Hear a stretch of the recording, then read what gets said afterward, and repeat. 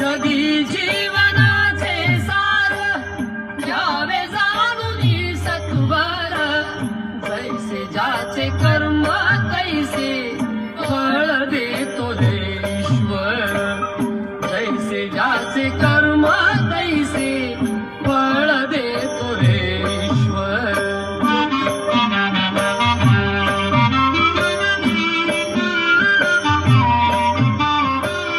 क्षणिक सुखासाठी अपुरे